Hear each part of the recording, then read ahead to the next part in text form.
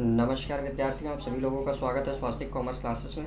Okay, जैसा कि देखिए जो बच्चे हम लोग को रेगुलर फॉलो कर रहे हैं उनको पता है कि हमारे चैनल पर आगामी 2 सितंबर को होने वाली common university entrance test CUET की एमकॉम की प्रिपरेशंस रेगुलरली चल रही है। ओके, उसी के क्रम में देखिए क्या बोलते हैं, आज हमारी मैक्रो इकोनॉमिक्स के मोस्ट इंपॉर्टेंट क्वेश्चंस की सीरीज चालू होगी। ओके, तो आज हम लोग मैक्रो इकोनॉमिक्स से जो मोस्ट इंपॉर्टेंट क्वेश्चंस है उसको सारे के सारे देख लेंगे ताकि आपकी आगामी परीक्षा CUET एमकॉम के लिए बहुत ही ज़्यादा बेनिफिशियल। और ये देखिए CUET नहीं, एमकॉम से संबंधित जितने भी कॉम्पिटिशन्स एग्जाम होते हैं ये सारे यूनिवर्सिटीज़ के लिए रेलेवेंट है। ओके, तो ये CUET के बच्चे ही नहीं, और भी जो एमकॉम की प्रिपरेशन कर रहे हैं बच्चे वो सारे के सारे ये सारे वीडियोज़ को फॉलो अप कर सकते हैं। ओके, और देखिए आपका जो PDF है, अगर आप लोग को PDF लेना है तो देखिए आप लोग का पेपर पार्ट ए और पार्ट बी में डिवाइड है। ओके, पार्ट ए और पार्ट बी में डिवाइड है। पार्ट ए में देखिए 3 सेक्शंस होंगे। पहला होगा आपका इंग्लिश, फिर दूसरा आपका है जनरल अवेयरनेस, फिर तीसरा मैथमेटिकल रीजनिंग है। और इसमें देखिए कुल पार्ट बी यानी कि कॉमर्स में 24 सब्जेक्ट्स हैं यहाँ पे। ओके, तो इन सब की PDF देखिए आप लोगों को मिल जाएगी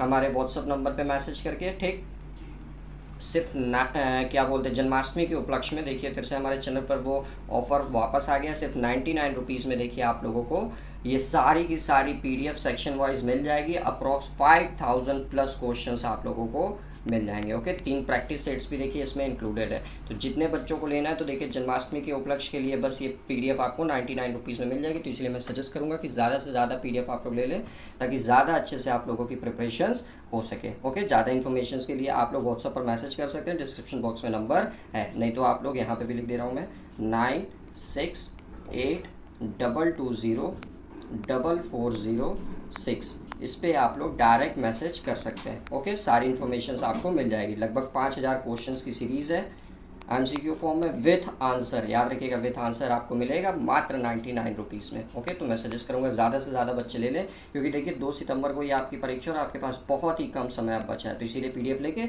दिन रात वो अच्छे से पढ़ाई करते रहें। ओके, तो चलिए अब देर न करते हुए आज की क्लासेस को हम लोग प्रारंभ करते हैं।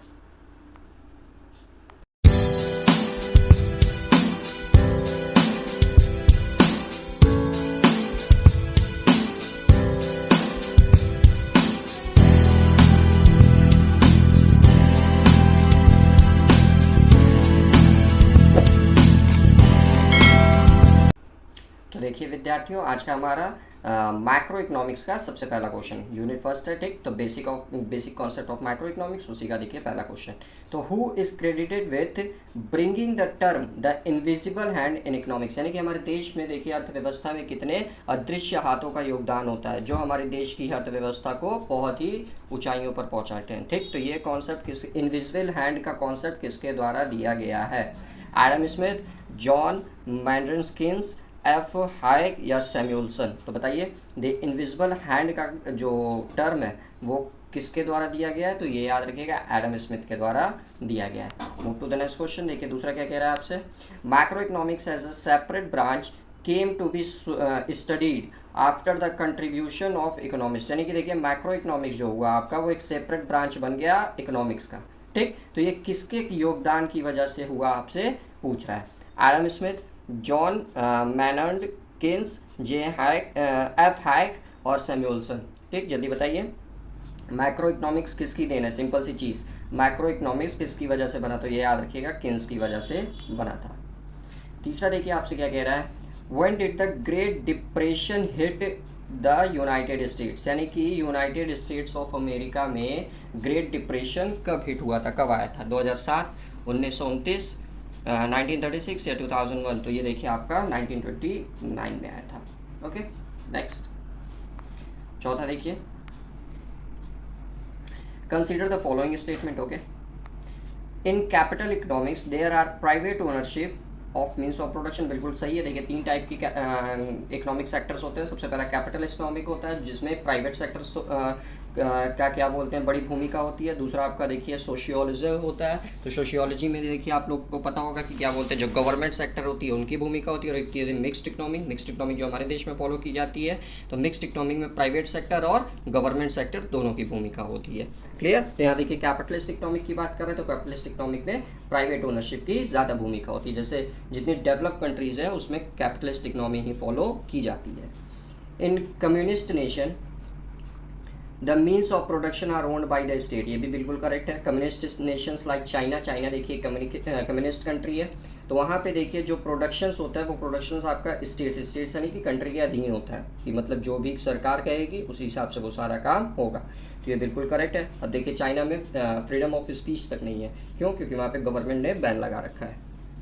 इन a free market economic there is a minimum role of the government, हाँ देखिए फ्री मार्केट इकोनॉमिक में जो गवर्नमेंट का रोल होता है वो बिल्कुल कम होता है, तो ये तीनों स्टेटमेंट देखिए बिल्कुल करेक्ट है, यानी कि all of these.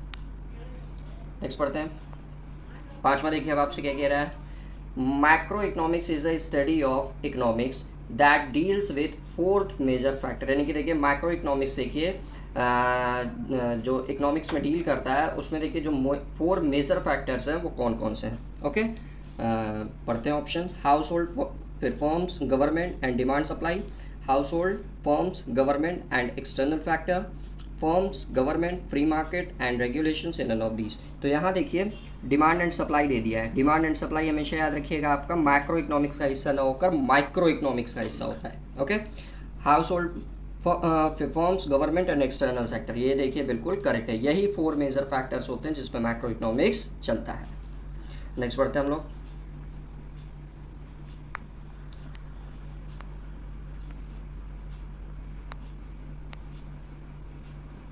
Question number 6 देखिए आपसे क्या कह रहा है। व्हाट आर कंजम्पशन गुड्स, 2 तरह के गुड्स होते हैं, कंज्यूमेबल गुड्स और एक कैपिटल गुड्स। तो यहाँ देखिए आपसे कंज्यूमेबल गुड्स की बात कर रहा है। तो goods used for consumption in the production process, goods such as tools, machinery, etc., which are used to create final consumption goods, goods and services that are consumed fully when purchased by the customer, या none of the above। तो बताइए consumption goods इसमें से क्या होगा, option A, option B या option C या none of these, जल्दी बताइए। तो इसका आंसर देखिए बनेगा option C, goods and services that are consumed fully when purchased by the consumer. Question number 7 देखिए आपसे क्या कह रहा है। What are capital goods, capital goods क्या होता है ये देख लेते हैं अब हम लोग। Goods used for consumption in production process नहीं, goods such as tools, machinery etcetera which are use to create final consumer goods. तो ये ऑप्शन बिल्कुल करेक्ट है। कैपिटल गुड्स देखिए वो गुड्स होता है जो कंज्यूमर गुड्स बनाने में सहायक होता है। ठीक, याद रखिएगा कंज्यूमर गुड्स के प्रोडक्शंस में जिस गुड्स का प्रयोग होगा, लाइक देखिए टूल्स, मशीनरी, इन्हीं सब के थ्रू ना आपका बनेगा फाइनल गुड्स, यानी कि कंज्यूमेबल गुड्स। तो इसीलिए इसको कैपिटल गुड्स कहा जाता है। यानी कि याद रखिएगा कैपिटल गुड्स वो गुड्स होते हैं जिनका यूज कंज्यूमर गुड्स बनाने में किया जाता है। क्वेश्चन नंबर 8 देखिए अब आपसे क्या कह रहा है। Intermediate goods are not included to calculate the final output because, यानी कि देखिए जो इंटरमीडिएट गुड्स होते हैं वो फाइनल आउटपुट कैलकुलेट करने के लिए शामिल नहीं किए जाते हैं, क्योंकि they do not have value, they have a known value, their value is included in final goods, so they are not added to avoid the problem of double counting and none of these। तो देखिए intermediate goods जो है वो final goods में अलग से add नहीं किए जाते, क्योंकि ये देखिए फाइनल गुड्स का हिस्सा ही होते हैं, तो इसलिए इसका आंसर सी बनेगा। their value is included in final goods, so they are not added to avoid the problem of double counting. इसीलिए देखिए अगर ये पहले ही ऐड कर दिया जाएगा तो ये देखिए 2 बार ऐड करना पड़ेगा, तो इसीलिए फिर देखिए जो आपका जो कॉस्ट शीट बनकर तैयार होगी वो गलत डेटा बताएगा, तो इसीलिए इसको फाइनल गुड्स में एक ही बार में क्या कर लिया जाता है, शामिल कर लिया जाता है। क्वेश्चन नंबर 9 देखिए अब आपसे क्या कह रहा है। What does the term gross investment means, यानी कि ग्रॉस इन्वेस्टमेंट का मतलब क्या होता है एक नेशनल इकोनॉमी में। तो याद रखिएगा gross investment is equal to होता है आपका working capital, net working capital plus fixed assets plus depreciation, ये याद रखिएगा होता है।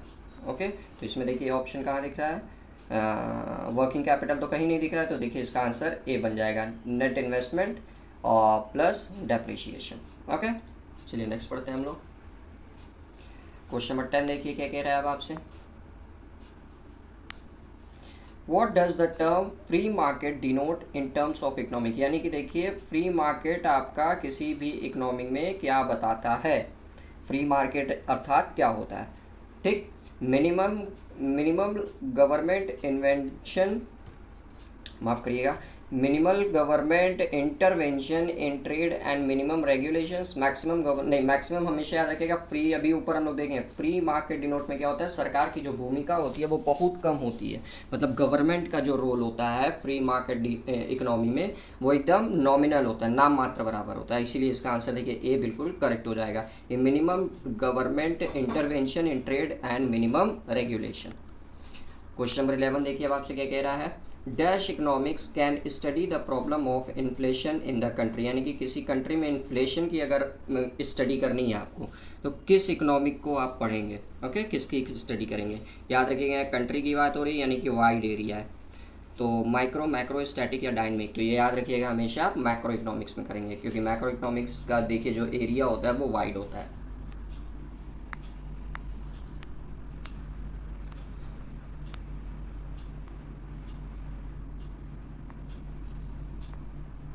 क्वेश्चन नंबर 12 देखिए अब आपसे क्या कह रहा है, the credit of development macro economics approach must go to, यानी कि देखिए जो आपका मैक्रो इकोनॉमिक्स से डेवलपमेंट का जो योगदान दिया गया है वो किसको माना जाता है कि मैक्रो इकोनॉमिक्स में सबसे बड़ा योगदान किसने दिया है। Doctor Marshall, professor Pigou, lord Keynes या मिसेस जॉन रॉबिन्सन, तो बताइए किसने क्या बोलते हैं मैक्रो इकोनॉमिक्स के डेवलपमेंट में सबसे बड़ा योगदान दिया। तो ये याद रखिएगा, जस्ट ऊपर भी हम लोग ये क्वेश्चन देखे थे उसमें था लॉर्ड केन्स का।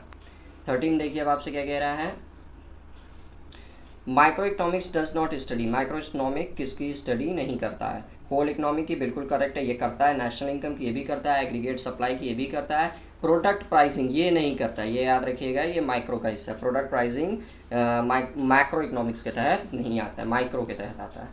क्वेश्चन नंबर 14 देखिए आपसे क्या कह रहा है, dash is the subject matter of macro economics, यानी कि मैक्रो इकोनॉमिक्स का सब्जेक्ट मैटर इसमें से क्या है वो आपको बताना है। Growth theory, factor pricing, market structure या इंडिविजुअल इनकम, जल्दी से आंसर करके बताइए आप लोग। मैक्रो इकोनॉमिक्स का इसमें से कौन सा सब्जेक्ट मैटर है, growth theory, factor pricing, market structure या इंडिविजुअल इनकम, तो ये याद रखिएगा ग्रोथ थ्योरी है।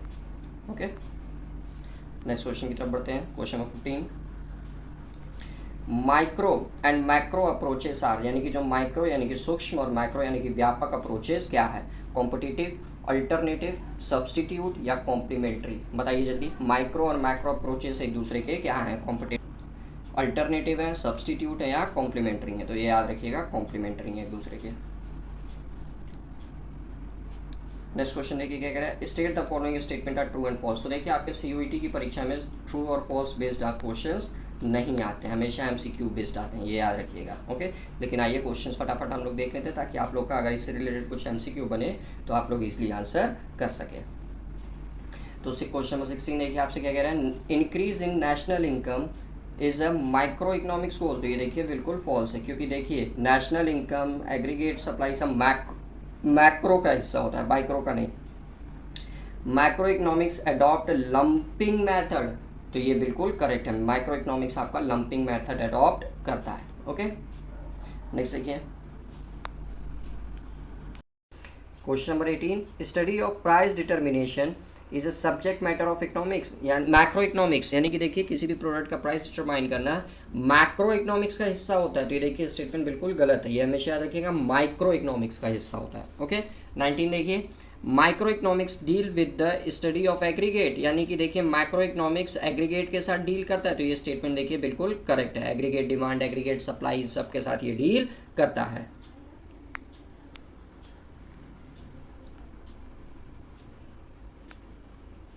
क्वेश्चन नंबर 20 देखिए अब आपसे क्या कह रहा है, for economist statement about the world are two types, यानी कि इकोनॉमिक्स के हिसाब से, एक अर्थशास्त्री के हिसाब से जो दुनिया है वो देखिए दो प्रकार की है, वो कौन सी है आइए देखते हैं। Assumptions and theories, positive statement and negative statement, positive statement and normative statement या स्पेसिफिक स्टेटमेंट या जनरल स्टेटमेंट। तो बताइए इकोनॉमिक्स के पॉइंट ऑफ व्यू से होल वर्ल्ड जो दुनिया के बारे में देखिए दो तरह के बताए गए कि दुनिया दो प्रकार की है, तो वो कौन कौन सी है आपको बताना है। तो ये याद रखिएगा आपका पॉजिटिव स्टेटमेंट और नॉर्मेटिव स्टेटमेंट के बारे में बताया गया है। आगे बढ़ते हैं क्वेश्चन नंबर 21 देखिए अब आपसे क्या कह रहा है, the opportunity cost of going to university is, यानी कि अपॉर्चुनिटी कॉस्ट क्या होता है किसी विश्वविद्यालय में जाने का. Okay. The total spent on food, clothing, books, transportation, tuition, lodging and other expenses. 0 for students who are fortunate enough to have all their university expenses paid by the someone else. 0 since university education will allow a student to earn a higher income after graduations. या the value of the best opportunity a student gives up attend universities. तो बताइए opportunity cost का इसमें से क्या मतलब निकल कर आता है. तो इसका आंसर देखिए बनेगा ऑप्शन डी, क्योंकि the value of best opportunity a student gives, यानी कि स्टूडेंट्स को देखिए बेस्ट अपॉर्चुनिटी दी जाती है ताकि वो यूनिवर्सिटीज़ में जाकर पढ़ाई कर सके. क्वेश्चन नंबर 22 देखिए अब आपसे क्या कह रहा है. इन मार्केट इकोनॉमिक में क्या होता है ये देखते हैं. Household decides which form to work and what to buy with their incomes. ये बिल्कुल करेक्ट है. देखिए हाउस होल्ड डिसाइड करता है कि विच फॉर्म टू वर्क, किसके लिए काम करना चाहिए, और एंड व्हाट टू बाय, और क्या खरीदना चाहिए अपने इनकम से. बिल्कुल करेक्ट है ये. Profit and self interest guide the decision of forms and house hold. ये भी देखिए स्टेटमेंट बिल्कुल करेक्ट है कि profit and self interest guide the decision of forms and house hold. और नेक्स्ट देखिए forms decision whom to hire and what to produce. ये भी बिल्कुल करेक्ट है कि फॉर्म देखिए डिसाइड करता है कि किसको हायर करना है और क्या प्रोड्यूस करना है. तो ये देखिए तीनों स्टेटमेंट करेक्ट है, इसलिए इसका आंसर बन जाएगा all of the above true. Next question देखिए 23.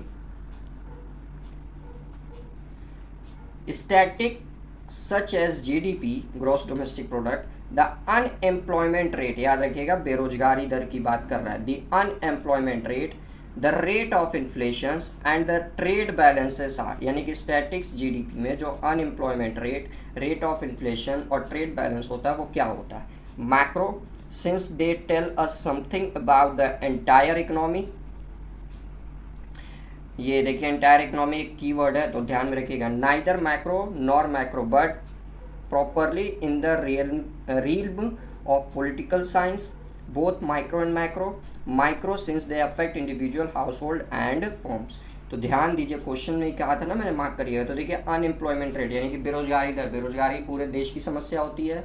रेट ऑफ इन्फ्लेशन देखिए पूरे रेट की समस्या होती है. ट्रेड बैलेंस ये भी पूरे नेशन में होता है.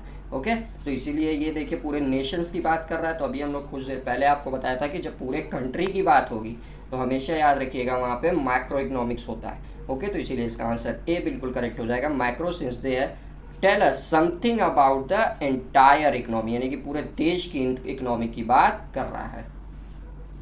24 देखिए आपसे क्या कह रहा है. What do you mean by mixed economy. तो अभी बताया हमारे देश में देखिए मिक्स्ड इकोनॉमिक फॉलो की जाती है. मिक्स्ड इकोनॉमिक का अर्थात होता है क्या बोलते हैं, प्राइवेट सेक्टर और गवर्नमेंट सेक्टर दोनों मिलकर कार्य करें उस इकोनॉमी में. तो modern and traditional industries, public and private sector, foreign and domestic investment या कमर्शियल एंड सब्सटेंस फार्मिंग. बताइए जल्दी से मिक्स्ड इकोनॉमिक में इन चारों में क्या आएगा. तो देखिए मिक्स्ड इकोनॉमी अभी थोड़ी देर पहले बताया गवर्नमेंट और प्राइवेट दोनों होंगे, यानी कि पब्लिक एंड प्राइवेट सेक्टर. 25 देखिए अब आपसे क्या कह रहा है. कैपिटलिज्म रिफर्स टू, यानी कि कैपिटलिज्म किसको रिफर्स करता है. तो कैपिटलिज्म हमेशा याद रखिएगा डेवलप्ड कंट्री में फॉलो किए जाते हैं, like Germany, US, France, Britain. Okay. इन सब कंट्रीज़ में developed sector, capitalist economy follow की जाती है. ओके. इसमें हमेशा याद रखिएगा प्राइवेट सेक्टर्स की प्रधानता होती है. प्राइवेट सेक्टर्स जो होते हैं वो टॉप पर होते हैं. तो इसीलिए देखिए the use of market, government ownership नहीं, गवर्नमेंट ओनरशिप हमेशा याद रखिएगा पब्लिक इकोनॉमिक सेक्टर में होता है. और private ownership of capital goods यही देखिए बिल्कुल करेक्ट है, प्राइवेट ओनरशिप होता है.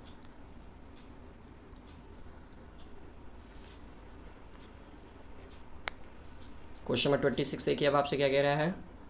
In economics a good is something which, okay, यानी कि अर्थशास्त्र में गुड नहीं एक्चुअली गुड्स होना चाहिए. Goods is something which is a service, can be a service, appears appealing या सेटिस्फाइज वांट्स एंड नीड्स. तो बताइए एक प्रोडक्ट क्या हो सकता है, गुड्स क्या हो सकता है अर्थशास्त्र में. एक सर्विस हो सकता है, या एक सर्विस है, या एक सर्विस हो सकता है, या अपीयर्स अपीलिंग आकर्षक दिखता है या आपके वांट्स मतलब आपकी इच्छा और आपकी नीड्स जो आपकी आवश्यकता है उसको संतुष्ट करता है। तो गुड्स देखिए आपकी इच्छाओं और आपकी आवश्यकताओं को क्या करता है, संतुष्ट करता है, इसीलिए option D will be correct. Next पढ़ते हैं 27 देखिए अब आपसे क्या कह रहा है, the basic factor of production are land labour capital and, यानी कि देखिए बेसिक फैक्टर जो किसी प्रोडक्शन का होता है वो क्या होता है, लैंड होता है, लेबर होता है, कैपिटल होता है और एक चीज़ क्या होती है आपको बताना है, एंटरप्राइज, इन्वेस्टमेंट, मशीनरी या रिसोर्सेस। तो बताइए जल्दी इसका आंसर क्या होगा कि the basic factor of production, जो एक लैंड होता है, एक लेबर होता है, एक कैपिटल होता है और एक इन चारों में से क्या होता है, तो वो याद रखिएगा हमेशा एक एंटरप्रेन्योरशिप होता है, यानी कि एंटरप्राइज विल बी करेक्ट। 28 देखिए आपसे क्या कह रहा है, macro economics become popular after, यानी कि मैक्रो इकोनॉमिक्स कब पॉपुलर हुआ, ग्रेट डिप्रेशन ऑफ 1929 से 33, 1972 से 73, 1996 से 97 या 2006 से 2007। तो याद रखेंगे मैक्रो इकोनॉमिक्स जो यूएस में ग्रेट डिप्रेशन हुआ था 1929 से 33 के बीच में, उसके बाद ही पॉपुलर हुआ। 29 देखिए अब आपसे क्या कह रहा है, the term macro has been derived from, यानी कि देखिए जो मैक्रो शब्द है वो कहाँ से डिराइव्ड हुआ है, Greek word macros which means large, English word macros which means large, Greek words macros which means small या French word macros which means large. तो जल्दी बताइए मैक्रो शब्द की उत्पत्ति कहाँ से हुई है, तो मैक्रो शब्द की उत्पत्ति याद रखिएगा ग्रीक शब्द मैक्रोस से हुआ है जिसका अर्थात होता है लार्ज। क्वेश्चन नंबर 30 देखिए अब आपसे क्या कह रहा है, in macro economics we study about, यानी कि मैक्रो इकोनॉमिक्स में हम किसकी स्टडी करते हैं, theory of national income and employment, theory of money supply and price level, theory of international trade and economics growth. तो बताइए हम लोग मैक्रो इकोनॉमिक्स में किसकी स्टडी करते हैं, तो मैक्रो इकोनॉमिक्स में देखिए नेशनल इनकम एम्प्लॉयमेंट की भी स्टडी होती है, मनी सप्लाई और प्राइस लेवल की भी स्टडी होती है, नेशनल ट्रेड और इकोनॉमिक्स ग्रोथ की भी होती है, यानी कि all of the above will be correct. Question number 31 देखिए, which of the following is और are the goals of macro economics, यानी कि मैक्रो इकोनॉमिक्स का क्या गोल होता है इसमें से आपको बताना है। Clear, to achieve higher level of GDP, ये सब चाहते हैं कि हर कंट्री की जीडीपी हायर हो, तो ये बिल्कुल करेक्ट है। To achieve higher level of employment, ये भी देखिए बिल्कुल करेक्ट है। स्टेबिलिटी ऑफ प्राइस, ये भी बिल्कुल करेक्ट है, यानी कि इसका आंसर देखिए बन जाएगा all of the above. Okay, 32 देखिए अब आपसे क्या कह रहा है, the study of groups and broad aggregates of the economy is known as, यानी कि द स्टडी ऑफ ग्रुप किसी समूह की या ब्रॉड एग्रीगेट की जो हम लोग स्टडी करते हैं वो किस इकोनॉमी के तहत होता है, माइक्रो, मैक्रो, इंटरनेशनल इकोनॉमी। तो बताइए जल्दी से इसका आंसर क्या होगा, तो याद रखिएगा जब किसी क्या बोलते हैं ग्रुप या एग्रीगेट, तो जहाँ वर्ड दिख जाए आपको, एग्रीगेट डिमांड, एग्रीगेट सप्लाई, ये सब याद रखिएगा मैक्रो इकोनॉमिक्स का हिस्सा होता है। ठीक, चलिए नेक्स्ट पढ़ते हैं।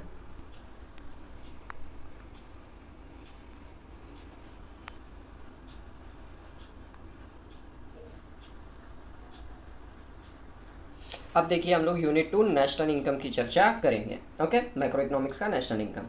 तो ये देखिए शुरू करने से पहले आप सभी लोगों से रिक्वेस्ट रहेगी कि चैनल को अभी तक सब्सक्राइब नहीं किया, सो प्लीज़ जल्दी से जल्दी चैनल को सब्सक्राइब कर लें। वीडियो पसंद आती है तो वीडियो को लाइक ज़रूर किया करिए और ज़्यादा से ज़्यादा शेयर करिए ताकि ज़्यादा से ज़्यादा बच्चे हम लोग के साथ जुड़ सकें। ओके, ताकि वो भी अपनी प्रिपरेशन को मजबूत बनाए। तो इसीलिए प्लीज़ आप लोग से विनती रहेगी कि ज़्यादा से ज़्यादा चैनल सब्सक्राइब करें, वीडियो पसंद आए तो लाइक करें और ज़्यादा से ज़्यादा शेयर करें। ओके, तो चलिए अब पढ़ते हैं question number first national income का। The average income of country is called, यानी कि किसी भी कंट्री की जो एवरेज इनकम होती है, ठीक, उसको क्या कहा जाता है, पर कैपिटल इनकम, कैपिटल इनकम, हाँ, डिस्पोजेबल इनकम, इन्फ्लेशन रेट या रियल नेशनल इनकम। तो बताइए जो एवरेज इनकम होती है किसी भी कंट्री को उसको क्या कहा जाता है, तो ये याद रखिएगा पर कैपिटल इनकम कहा जाता है। क्वेश्चन नंबर सेकंड देखिए आपसे क्या कह रहा है, द वैल्यू ऑफ एनएनपी, यानी कि net national product at production point is called, यानी कि देखिए the value of NNP at production point is called NNP at factor cost, NNP at market price, GNP at market price या GNP at factor cost. तो इसका answer बताइए क्या होगा कि द वैल्यू ऑफ एनएनपी, ठीक, at production unit, sorry, a production point is called, तो ये याद रखिएगा net national product at factor cost होना चाहिए। ओके, थर्ड देखिए आपसे क्या कह रहा है, अब the value of NNP at consumer point, ये देखिए अब जो था आपका वो प्रोडक्शन पॉइंट था, ये आपका देखिए प्रोडक्शन पॉइंट था।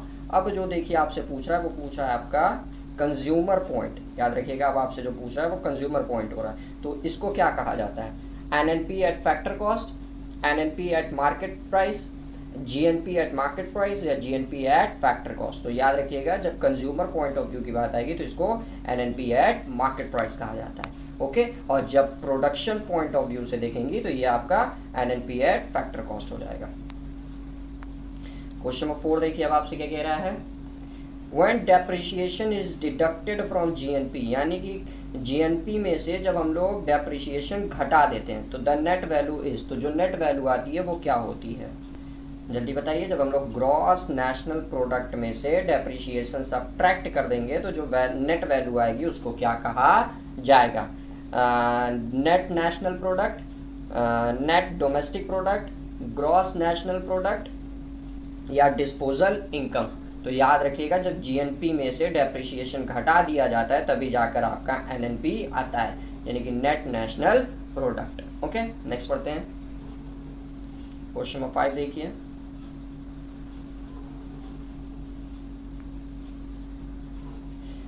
Consider the following statement and identify the right ones, यानी कि देखिए जो आपका स्टेटमेंट दिया है उसको कंसीडर करना और उसमें से जो एक करेक्ट है वो फाइंड करना है, क्लियर। तो आइए चलिए देखते हैं। सबसे पहला देखिए यहाँ लिखा है while calculating GNP income generated by foreigners in a country is taken into considerations, यानी कि जब जीएनपी की गणना की जाती है, कैलकुलेशन की जाती है, तो जो देखिए फॉरेनर्स द्वारा इनकम जनरेट किया जाता है, कमाया जाता है, ठीक, उसको क्या बोलते हैं, उस कंट्री के कंसिडरेशंस में प्रतिफल में शामिल किया जाता है।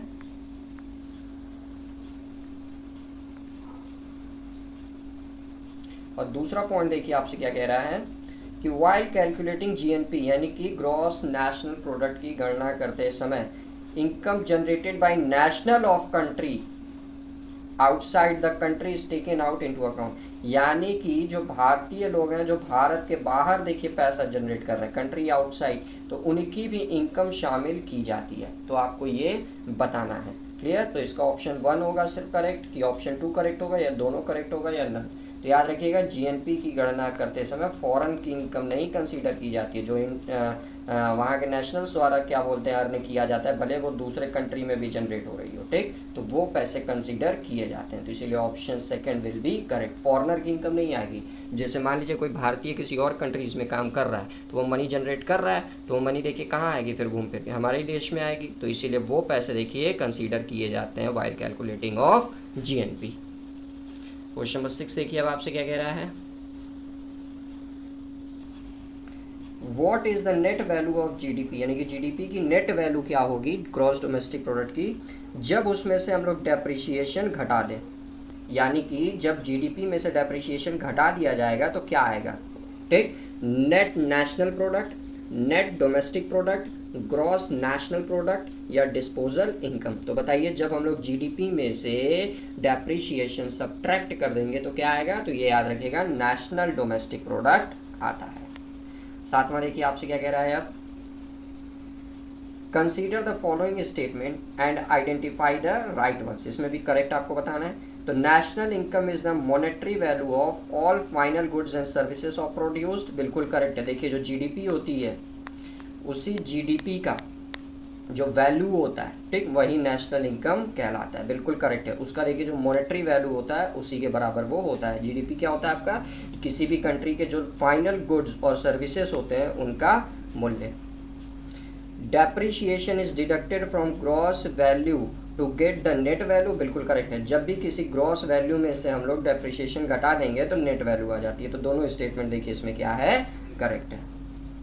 क्वेश्चन नंबर 8 देखिए क्या कह रहा है आपसे, which of the following is considered as the financial year in India, यानी कि भारत में वित्तीय वर्ष किसको माना जाता है, 1 अप्रैल से 31 मार्च, 1 जनवरी से 31 दिसंबर, 1 मार्च से 30 अप्रैल या 16 मार्च से 15 मार्च। तो याद रखिएगा भारत में वित्तीय वर्ष जो होता है, ये तो सब वैसे जानते हैं, 1 अप्रैल से 31 मार्च जाना जाता है। क्वेश्चन नंबर 9 देखिए अब आपसे क्या कह रहा है, विच इज़ नॉट, याद रखिएगा नॉट पूछा है, तो which is not added in the calculation of national income of India, यानी कि जब भारत की राष्ट्रीय आय की गणना होती है तो किसको शामिल नहीं किया जाता है। याद रखिएगा जब भारत में राष्ट्रीय आय की गणना होती है, नेशनल इनकम की कैलकुलेशंस होती है, तो किसको शामिल नहीं किया जाता है, किसको इंक्लूड नहीं किया जाता है। The value of goods and services, the sold value of the old fridge, service rendered by the हाउसवाइफ्स, या बी एंड सी। तो बताइए क्या बोलते हैं, जब नेशनल इनकम की गणना की जाती है, याद रखिएगा जब नेशनल इनकम की गणना की जाती है तो किसको शामिल नहीं किया जाता है। तो देखिए मुख्यतः इसका मेन हिस्सा होता है जीडीपी, जीडीपी यानी कि value of goods and services, value of final goods and services. तो ए शामिल किया जाएगा, बी सी शामिल नहीं किया जाएगा, यानी कि both B and C. Question number 10 देखिए अब आपसे क्या कह रहा है, Which sector contribute the most to India's economic in term of GDP, यानी कि GDP में सबसे ज़्यादा किस सेक्टर का योगदान है। तीन तरह के सेक्टर्स होते हैं, प्राइमरी सेक्टर्स, सेकेंडरी सेक्टर और सर्विस सेक्टर्स। ठीक, तो GDP में सबसे ज़्यादा किस सेक्टर का योगदान है, सर्विस सेक्टर, मैन्युफैक्चरिंग सेक्टर जिसको सेकेंडरी सेक्टर भी कहा जाता है, एग्रीकल्चरल सेक्टर जिसको हम लोग प्राइमरी सेक्टर भी कहते हैं, या small scale industrial sector. Okay, तो याद रखिएगा हमारे जीडीपी में सबसे बड़ा कंट्रीब्यूशन जिसका है वो सर्विस सेक्टर का है। ठीक, फिर उसके बाद सेकंड नंबर पे मैन्युफैक्चरिंग सेक्टर और फिर उसके बाद एग्रीकल्चर सेक्टर। ओके, चलिए नेक्स्ट क्वेश्चन पढ़ते हैं। क्वेश्चन नंबर 11 देखिए आपसे क्या कह रहा है, which ministry is responsible for calculating GDP, यानी कि ग्रॉस डोमेस्टिक प्रोडक्ट की गणना करने के लिए कौन सी मिनिस्ट्री उत्तरदायी है। Okay, ministry of finance, ministry of commerce and industry,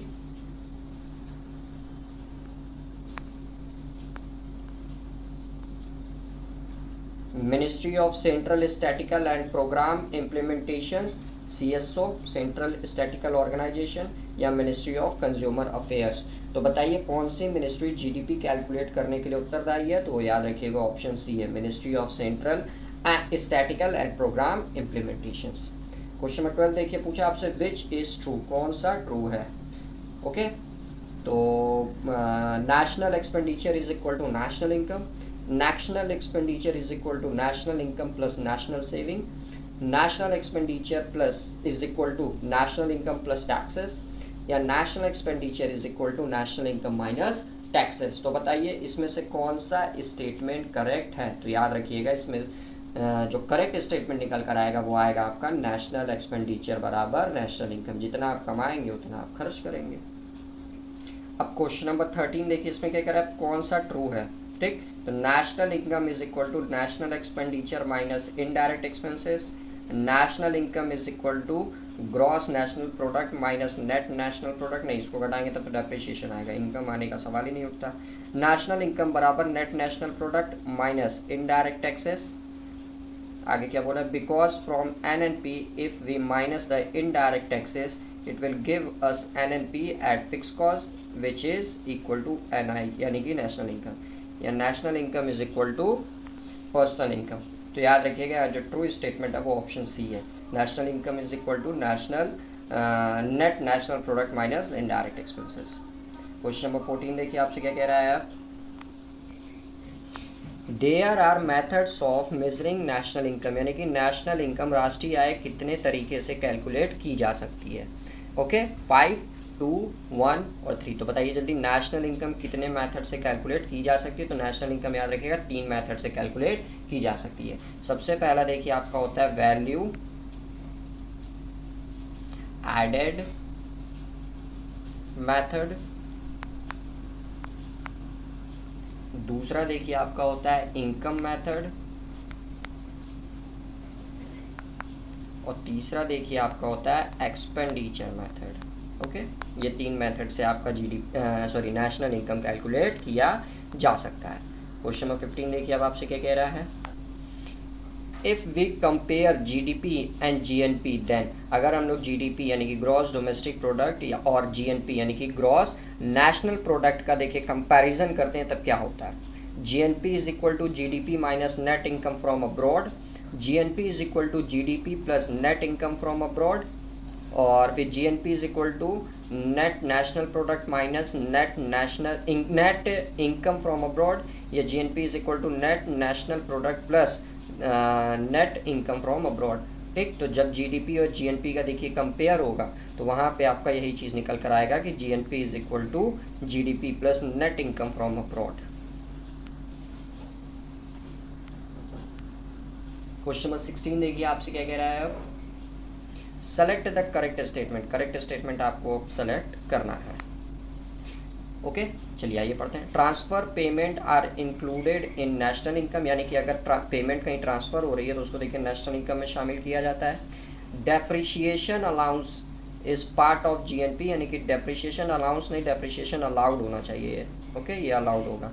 depreciation allowed is a part of GNP। Taxes are not included in NNP। और GDP means gross direct productions. तो जल्दी से आंसर बताइए कौन सा इसमें से करेक्ट स्टेटमेंट है। तो इसका ऑप्शन देखिए बनेगा B, क्योंकि देखिए GNP GDP में से जब हम लोग डेप्रिशिएशन अलाउ करते हैं तभी हमारा GNP निकल कर आता है। ओके, क्वेश्चन नंबर 70 देखिए अब आपसे क्या कह रहा है, which is the largest figure, यानी कि इसमें से कौन सा सबसे बड़ा फिगर है। NNP, GNP, PI यानी कि डिस्पोजल पर्सनल इनकम, PI यानी कि सिर्फ पर्सनल इनकम। तो बताइए इसमें से सबसे लार्जेस्ट फिगर कौन सा है, सबसे बड़ा फिगर कौन सा है। तो वो याद रखिएगा आपका GNP होता है, क्योंकि इसमें से देखिए डेप्रिशिएशन माइनस है नहीं तो ऑब्वियसली इसकी वैल्यू ज़्यादा होगी। क्वेश्चन नंबर 18 देखिए अब आपसे क्या कह रहा है, विच इज़ फ्लो कॉन्सेप्ट। कौन सा फ्लो कॉन्सेप्ट होता है, number of my shirts, my total wealth, my monthly income या मनी सप्लाई। तो बताइए फ्लो कॉन्सेप्ट में क्या होता है। तो फ्लो कॉन्सेप्ट में याद रखिएगा माई मंथली इनकम कॉन्सेप्ट फॉलो किया जाता है। ओके, नेक्स्ट क्वेश्चन की तरफ बढ़ते हैं।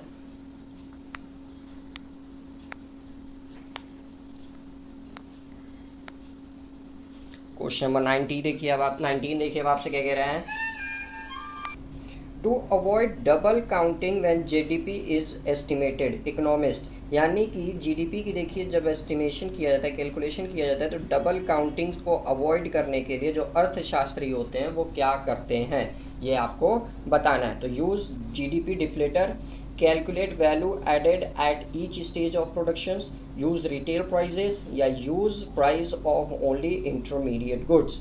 तो याद रखिएगा क्या बोलते हैं, GDP को एस्टिमेट करते समय अगर कोई चीज़ डबल हो जा रही तो उसको अवॉइड करने के लिए B वाला पॉइंट यूज़ किया जाता है। That means calculate value added at each stage of productions.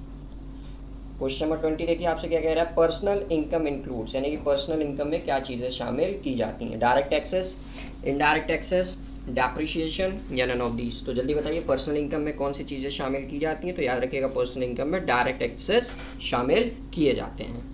Question number 21 देखिए, personal incomes includes. Personal incomes में फिर पूछ रहा है क्या चीज़ें आएंगी, तो ट्रांसफ़र पेमेंट, इनडायरेक्ट टैक्सेस और डेप्रिशिएशन कभी भी नहीं आता, ये याद रखिएगा। तो इसीलिए option A will be correct. 22 देखिए आपसे क्या कह रहा है अब, if saving exceeds investment then, अगर देखिए आपका सेविंग इन्वेस्टमेंट को बढ़ाता है तब क्या होगा, नेशनल इनकम बढ़ेगी आपकी, मतलब national income rises, national incomes falls, national income is not affected या नन ऑफ द एबव। तो देखिए जब आपकी सेविंग आपके इन्वेस्टमेंट को बढ़ाएगी तो वो क्या फैक्टर अराइज होगा वहाँ पे, तो वहाँ पे याद रखिएगा आपकी नेशनल इनकम फॉल करने लगेगी, क्योंकि आपकी देखिए जो इन्वेस्टमेंट है वो इंक्रीज़ कर रही है इसलिए। 23 देखिए अब आपसे क्या कह रहा है, दिस स्टेटमेंट इज ट्रू। कौन सा स्टेटमेंट ट्रू है, तो national income is equal to rent plus interest plus wages plus profit. यही स्टेटमेंट देखिए बिल्कुल करेक्ट है, national income is equal to rent interest wages profit. Okay, next पढ़ते हैं। 24 देखिए आपसे क्या कह रहा है, which ministry is responsible for calculating GDP। तो अभी ऊपर देखिए हम लोग देखे थे GDP को कैलकुलेट करने के लिए ministry of central statical and programme implementation, यानी कि NSO, नेशनल स्टैटिकल ऑर्गेनाइजेशन। पहले CSO था, बाद में NSO हो गया।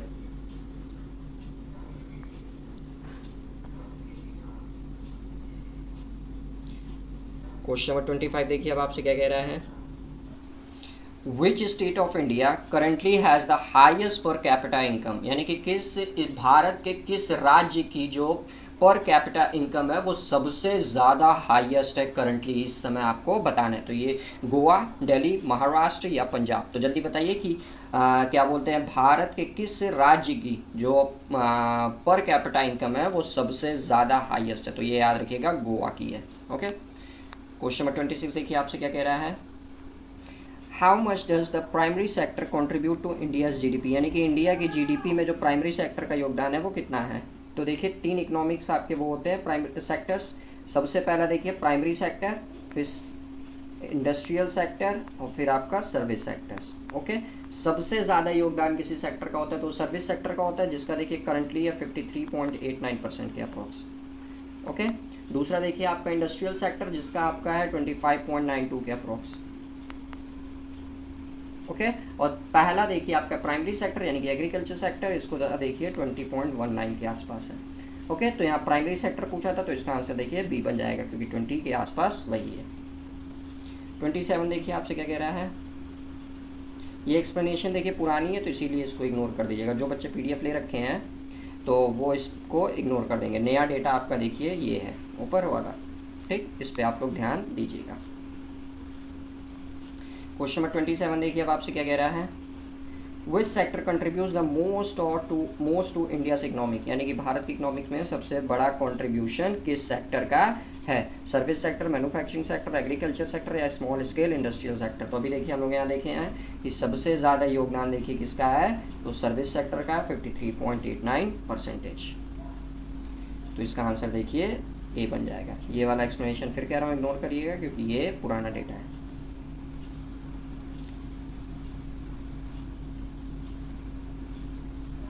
क्वेश्चन नंबर 28 देखिए अब आपसे क्या कह रहा है। If the contribution of agricultural sector is decreasing in countries economy, then what conclusion can be drawn. The country is growing in the direction of being a developed nation, the country is moving towards becoming developing nations, the country is moving towards becoming less developed nations, या the economic growth rate of the country has stopped.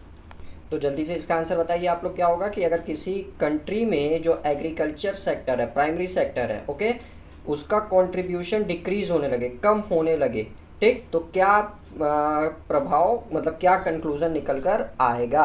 तो याद रखिएगा, जब primary sector obviously आपका इसका contribution कम होगा, ठीक, तो आपका जो इंडस्ट्रियल सेक्टर है और सर्विस सेक्टर है उसका देखिए जो कंट्रीब्यूशन होगा वो हाई होगा। तो याद रखिएगा जो आपके डेवलप्ड कंट्रीज़ होते हैं, याद रखिएगा डेवलप्ड कंट्रीज़, उसमें आपका प्राइमरी सेक्टर का योगदान कम होता है और क्या बोलते हैं जो इंडस्ट्रियल सेक्टर और सर्विस सेक्टर होते हैं उनका योगदान सबसे ज़्यादा होता है। इसलिए इसका आंसर देखिए ए बनेगा कि the country is growing in the direction of being developed country, यानी कि एक कंट्री जो है अब डेवलप कंट्री बढ़ने की ओर चल रही है। नीचे देखिए इसका एक्सप्लेनेशन भी दिया है, the country is growing in the direction of being a developed nation, ठीक। Contribution of agriculture in the GDP developed nations decreases, यानी कि देखिए डेवलप्ड नेशंस की देखिए जो एग्रीकल्चर में कंट्रीब्यूशन होता है जीडीपी में वो क्या होता है, घटना शुरू हो जाता है।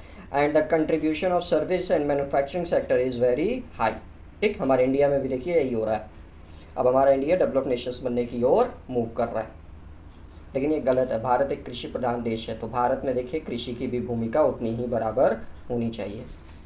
29 देखिए वेल क्या कह रहा है आपसे, which is not added in the calculation of national income in India, यानी कि भारत में जब राष्ट्रीय आय की गणना की जाती है तो कौन सी चीज़ें शामिल नहीं की जाती है। तो देखिए रिपीटेड क्वेश्चन है, इसका आंसर बन जाएगा आपका बी एंड सी बोथ, क्योंकि जीडीपी की जो शामिल किया जाता है value of goods and services को, but sales of old feeds and service rendered by the housewife ये चीज़ें शामिल नहीं की जाती हैं।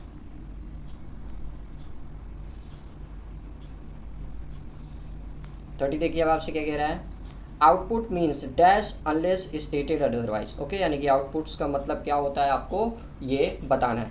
Gross output at MP, net output at MP, MP मतलब market price, okay, gross output at market price, net output at market price, gross output at fix cost या none of these, okay, factor cost. तो बताइए output means क्या होता है, तो output means याद रखिएगा gross output at market price.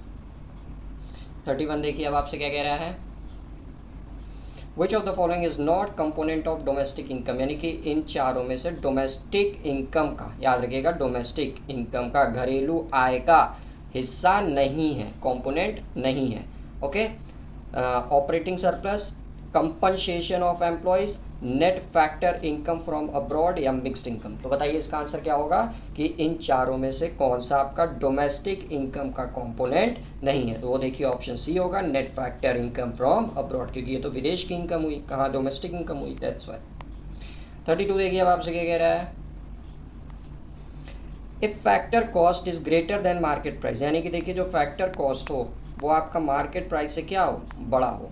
Clear, तो इसका मतलब क्या होता है, indirect taxes less subsidies, less than subsidies, यानी कि इनडायरेक्ट टैक्सेस जो होंगे वो सब्सिडीज से कम होंगे, indirect taxes greater than subsidies, यानी कि इनडायरेक्ट टैक्सेस सब्सिडी से ज़्यादा होंगे, या indirect taxes is equal to subsidies, यानी कि इनडायरेक्ट टैक्सेस सब्सिडी से बराबर होंगे। तो याद रखिएगा जब फिक्स फैक्टर कॉस्ट आपका मार्केट प्राइस से ज़्यादा होगा, क्या होगा, ज़्यादा होगा, तो जो इनडायरेक्ट टैक्सेस होगा वो देखिए सब्सिडी से कम होगा।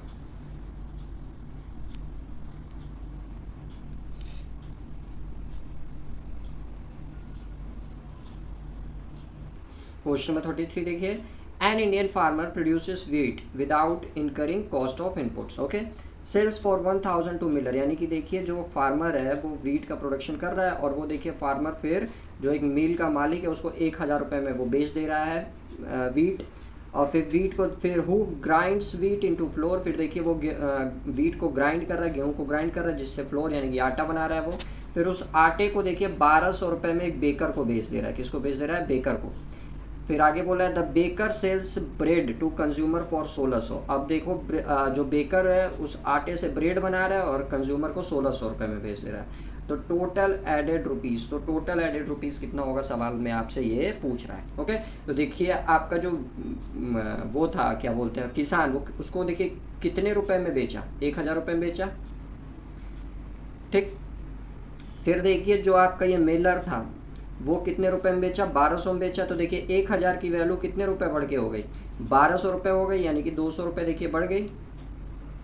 फिर ये देखिए 1200 का सामान 1600 में बेचा, यानी कि कितने रुपए बढ़ गया, 400 और बढ़ गया। तो देखिए जो टोटल एडेड वैल्यू आएगी वो कितनी आएगी, 1600 रुपये। ओके, तो ए विल बी आंसर।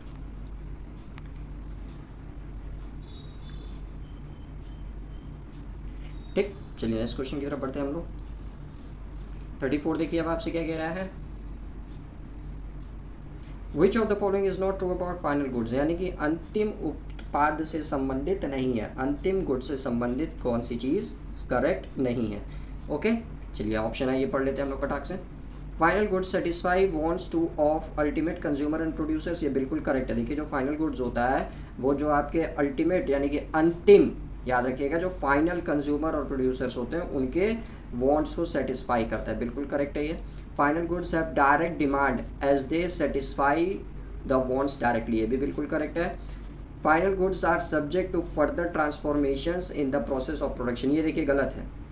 क्यों, क्योंकि फाइनल गुड्स का मतलब जो सामान बनकर तैयार हो गया उसमें कोई भी परिवर्तन अब करने की ज़रूरत नहीं है, ट्रांसफॉर्मेशंस करने की ज़रूरत नहीं है, तो इसीलिए answer C will be wrong. तो जो रॉन्ग था वही आपको बताना था, तो इसीलिए ये ऑप्शन करेक्ट हो जाएगा।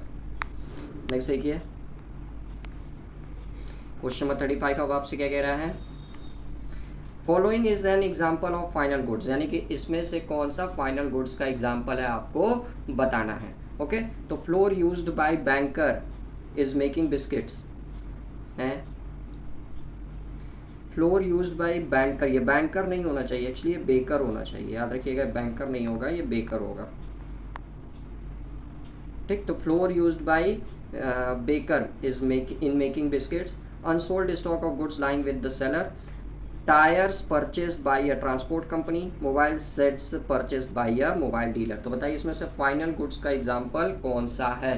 ओके, तो इसका देखिए जो आंसर बनेगा वो बनेगा ऑप्शन बी, अनसोल्ड स्टॉक, यानी कि देखिए सामान तो बनकर एक कंपनी या किसी दुकान के पास रखा होगा ना, यानी कि वो देखिए सामान बन चुका था लेकिन किसी कारणवश वो नहीं बिक पाया, तो इसीलिए देखिए ये आंसर बनेगा। जहाँ पे सामान बनकर रखा हुआ है मतलब फाइनल रूप में तैयार है कि आप पैसा दीजिए वो सामान ले लीजिए, वही आपका फाइनल गुड्स कहलाता है, तो इसीलिए ऑप्शन बी इसका करेक्ट एग्जाम्पल होगा।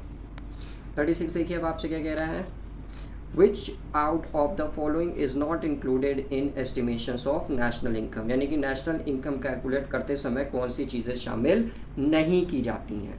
Okay, subsidised lunch, old age pension, free medical facilities, constructions of a house. तो कौन सी चीज़ें शामिल नहीं की जाती हैं, not included while calculating national income. Okay, तो ये याद रखिएगा, ओल्ड एज पेंशन शामिल नहीं किया जाता। 37 देखिए क्या कह रहा है आपसे, which of the following is the synonyms of undistributed profit, यानी कि अविभाज्य लाभ का इसमें सिनोनिम्स यानी कि पर्यायवाची कौन सा है, सिनोनिम्स ऑफ अनडिस्ट्रीब्यूटेड प्रॉफिट कौन सा है वो आपको बताना है। तो saving of private corporate sector, reserve and surplus, retained earning, all of these. तो देखिए अनडिस्ट्रीब्यूटेड प्रॉफिट का मतलब क्या होता है, ऐसे प्रॉफिट जिनको कंपनी के इन्वेस्टर्स या कंपनी के शेयर होल्डर में बांटा न जाए। तो ये देखिए सेविंग्स भी होगी प्राइवेट कॉर्पोरेट सेक्टर की, रिजर्व एंड सरप्लस के रूप में भी उसको रखा जा सकता है, और रिटेन्ड अर्निंग यानी कि all of these will be correct. Next देखिए क्या कह रहा है आपसे,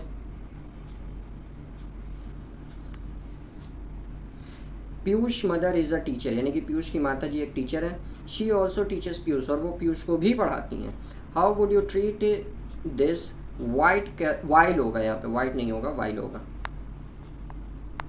while calculating national income and domestic income. तो इस स्टेटमेंट को आप कैसे ट्रीट करेंगे जब आप नेशनल इनकम या डोमेस्टिक इनकम की गणना करेंगे। तो it will be included in national income but not in domestic income, it will included in domestic income but not in the national income, it will included in domestic income as well as national income, yeah it will neither be included in domestic income nor in the national income। तो यही answer देखिए इसका correct हो जाएगा। क्यों? क्योंकि देखिए पीयूष की वो माता जी हैं और खुद वो बेचारे को पढ़ा रही हैं, तो पीयूष उनको फीस थोड़ी नहीं देगा, उनको पैसा थोड़ी नहीं देगा, समझ रहे हैं ना। अब आपकी मम्मी आपको पढ़ाए तो आप मम्मी को पैसा देंगे नहीं ना, तो यही इसका आंसर करेक्ट होगा। 39 देखिए क्या कह रहा है आपसे,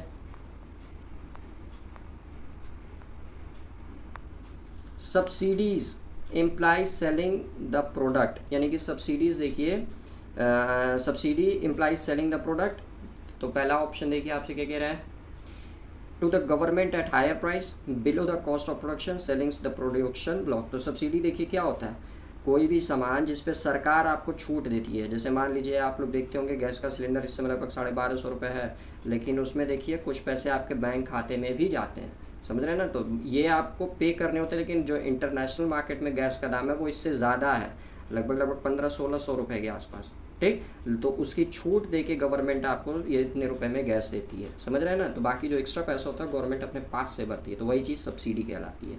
तो इसीलिए इसका आंसर बनेगा below the cost of production. Okay, चलिए आगे बढ़ते हैं हम लोग।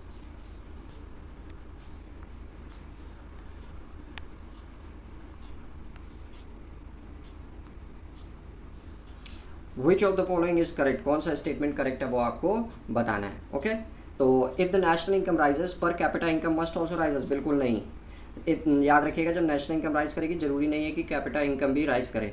If population rises per capita income must fall, बिल्कुल नहीं। If national income rise, China का इसमें सबसे बड़ा एग्जांपल है, देखिए चाइना का पॉपुलेशन सबसे ज़्यादा है वर्ल्ड में, लेकिन उसकी पर कैपिटा इनकम गिरी नहीं है, बढ़ी है। और फिर क्या बोलते हैं, if national income rises welfare of the must rises, ये भी जरूरी नहीं है, जब नेशनल इनकम बढ़ेगी जरूरी नहीं है कि वेलफेयर भी बढ़े। तो इसीलिए इसका आंसर देखिए नन ऑफ द अबव होगा। क्वेश्चन नंबर 41 देखिए अब आपसे क्या कह रहा है, goods which are not used in the productions of the other goods are called, यानी कि ऐसे वस्तु, ऐसे गुड्स जिनका प्रयोग प्रोडक्शंस में नहीं किया जाता है, ठीक। Which are not used in the production of other goods, मतलब कि ऐसे गुड्स जिनका यूज़ दूसरे गुड्स को बनाने में नहीं किया जाता है, तो वो कौन से गुड्स कहलाते हैं, capital goods, consumption goods, producer goods या इंटरमीडिएट गुड्स। तो याद रखिएगा ऐसे गुड्स जिनका यूज़ दूसरे गुड्स बनाने के लिए नहीं किया जाता है वो होता है कंजम्पशन गुड्स। जैसे मान लीजिए अभी आपको एक पिज़्ज़ा बनाकर दे दिया, जब बस रेडी टू ईट है, तो आप उस पिज़्ज़ा से क्या दूसरा पिज़्ज़ा आप बना सकते हैं, मतलब फिर तो उससे आप डो बनाएंगे नहीं, उसमें चीज़ डालेंगे नहीं, जो होता है वो एल्पिनो जेल्पिनो पता नहीं क्या क्या वो चीज़ें आप डालेंगे है नहीं, दोबारा तो वो उस फॉर्म में आएगा नहीं, आपको रेडी टू ईट मिला, बस खा के आप ख़त्म कर देंगे, उससे दूसरा एक पिज़्ज़ा आप नहीं बना सकते। ओके, तो इसीलिए इसका आंसर बी होगा। 42 देखिए अब आपसे क्या कह रहा है, डेप्रिसिएशन इज द, डेप्रिसिएशन क्या होता है, हराश क्या होता है, loss of value of fixed assets in use to due normal wear and tear, बिल्कुल करेक्ट है। ये देखिए फिक्स्ड एसेट्स की वैल्यू में गिरावट आती है, उसको लॉस कहा जाता है। क्यों आती है? नॉर्मल वियर एंड टीयर की वजह से। Loss of value of assets in the due to normal rate of accidental charges, ये भी बिल्कुल करेक्ट है। Loss of value of fixed assets, सब में देखिए loss of value of fixed assets, loss of value of fixed assets, loss of value of fixed assets, ये सब correct हो जाएगा। ऑप्शंस की वजह से भी देखिए होता है जब चलन से बाहर हो जाए कोई संपत्ति। 43 देखिए आपसे क्या कह रहा है आप, विच of the following is not included in national income, कौन सा नेशनल इनकम में शामिल नहीं किया जाता है? Factor income, rent, operating surplus या ट्रांसफर इनकम। जल्दी बताइए नेशनल इनकम में इन चारों में से कौन सी चीज़ें शामिल नहीं की जाती हैं? तो याद रखिएगा ट्रांसफर इनकम शामिल नहीं किया जाता है। क्वेश्चन नंबर 44 देखिए अब आपसे क्या कह रहा है, विच of the following is not capital goods, कौन सा कैपिटल गुड्स नहीं है? कैपिटल गुड्स वो गुड्स होते हैं जो अदर गुड्स बनाने के लिए यूज़ किए जाते हैं। याद रखिएगा capital goods are those goods that is use to make another goods. तो यूज़ ऑफ मशीन टूल्स, ये देखिए कैपिटल गुड्स होता है क्योंकि मशीनों की सहायता से ही दूसरे गुड्स का निर्माण होता है। रॉ मटेरियल, ये भी बिल्कुल करेक्ट है। अब जैसे चीनी बनानी है आपको, तो चीनी के लिए सबसे इंपॉर्टेंट चीज़ है शुगर कैन, तो sugar cane will be your raw material and after processing you will get sugar. और फिर आते हैं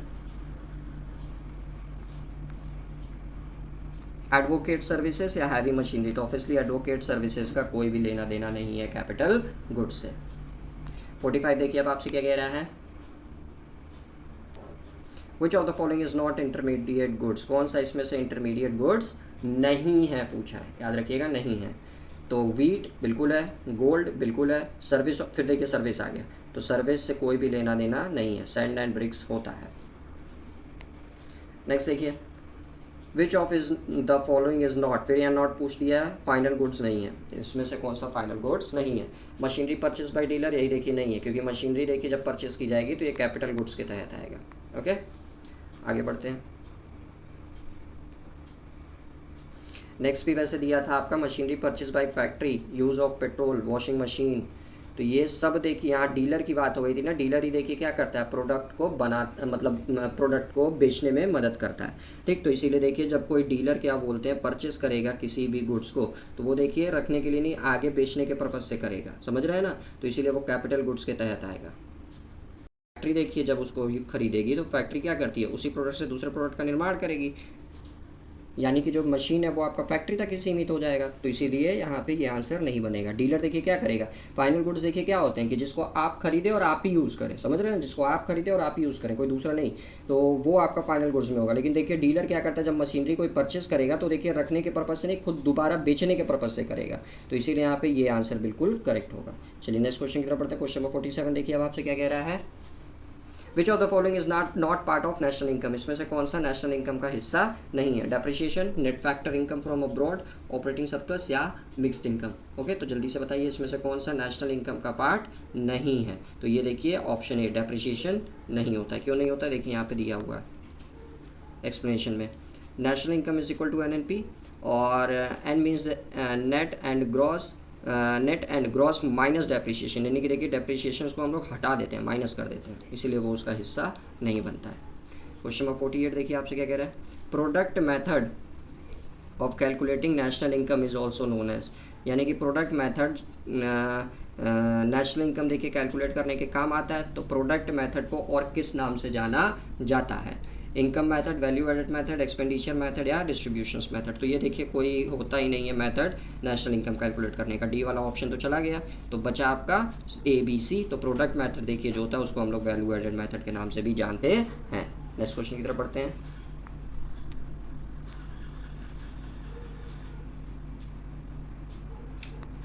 क्वेश्चन नंबर 49 देखिए। 49 देखिए अब आपसे क्या कह रहा है, transfer payment refers to payment which are made, यानी कि देखिए ट्रांसफर पेमेंट जो पेमेंट कर से रिफर्ड है वो कैसे होता है, which are made without any exchange of goods and services to work on transfer from one job to another as compensations to employees. तो बताइए ट्रांसफर पेमेंट कैसे होता है आपका, वो बताना है। तो ये याद रखिएगा, without any exchange of goods and services, सिर्फ पैसे का ट्रांसफर हो जाए, खत्म। नेक्स्ट देखिए 50, national income differs from net national product at market price by the amount of current transfer from rest of the world, net direct taxes जिसमें से difference between indirect taxes and subsidiaries, national depth interest या it does not differ. तो बताइए इसका answer क्या होगा? National income differs from net national product eight market price by the amount of. Okay, तो ये याद रखिएगा, नेट डायरेक्ट टैक्सेस के डिफर होता है। 51 देखिए अब आपसे क्या कह रहा है? NNP यानी कि net national product at factor cost is also known as, यानी कि देखिए जो NNP होता है फैक्टर कॉस्ट पे, याद रखिएगा फैक्टर कॉस्ट पे, वो और किस नाम से जाना जाता है? Net domestic product, gross national product, national income या पर्सनल इनकम। तो देखिए जो national income net national product होता है फैक्टर कॉस्ट पे, उसको हम लोग नेशनल इनकम नाम से जानते हैं। नेक्स्ट क्वेश्चन देखिए, question number 52। In GNP gross national product calculation which of the following should be excluded, यानी कि देखिए जब GNP का कैलकुलेशन किया जाता है तो किस चीज़ को एक्सक्लूड कर दिया जाता है, किस चीज़ को निकाल दिया जाता है, किस चीज़ का यूज़ नहीं किया जाता है। ओके, रेंटल इनकम्स का, इंटरेस्ट पेमेंट का, डिविडेंड्स का या गवर्नमेंट ट्रांसफ़र पेमेंट का। तो देखिए ट्रांसफ़र पेमेंट आता ही नहीं है, तो इसीलिए गवर्नमेंट ट्रांसफ़र पेमेंट। 53 देखिए अब आपसे क्या कह रहा है?